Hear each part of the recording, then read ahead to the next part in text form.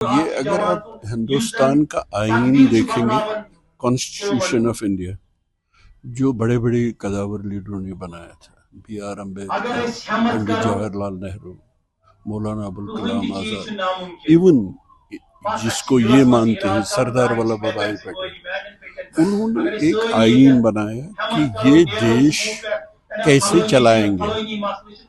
اس میں یہ سب سے بڑی خلاف ورزی ہے اس آئین کی، کیونکہ یہاں نہ صرف مذہب کی آزادی ہے، مذہب پریکٹس کرنے کی، یہاں مذہب پریچ کرنے کی بھی آزادی ہے۔ یہ آئین ہے ہندوستان کا آئین، جس کے ذریعے اس پورے دیش کو چلانا تھا۔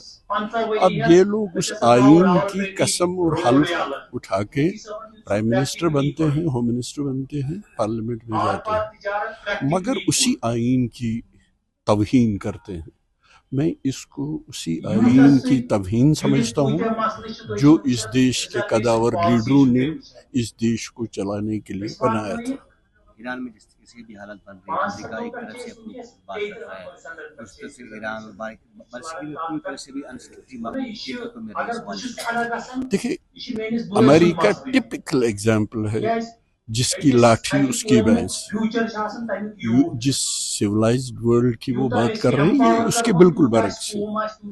اگر ان کو وہاں کے پروٹیسٹرز سے ہمدردی ہے، ایران میں جو پروٹیسٹ ہو رہے ہیں ایرانی گورنمنٹ کے خلاف، اگر ان کے ساتھ ہمدردی ہے تو یہ جو غزہ میں جنوسائیڈ ہو رہا ہے، جس میں بچوں کو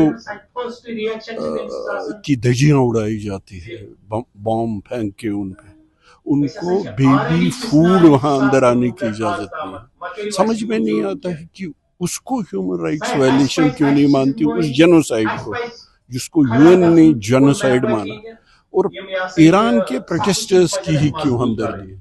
یہ ڈبل سٹینڈرڈ ہے، اس سے پوری دنیا جو ہے برباد ہو جائے گی۔ ویسے بھی امریکہ کی فارن پالیسی آپ دیکھ لیجیے، عراق کو لے کے برباد کر کے رکھ دیا، لیبیا کو لے کے برباد کر کے رکھ دیا، ویتنام کو لے کے، افغانستان کو لے کے۔